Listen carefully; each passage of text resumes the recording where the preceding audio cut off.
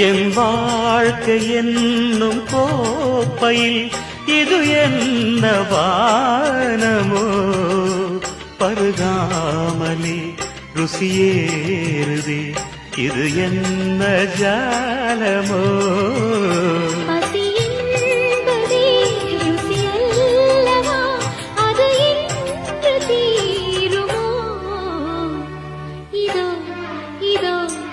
பல்லவி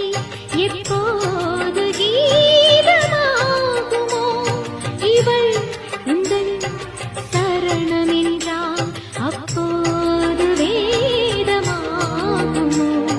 இதோ இதோ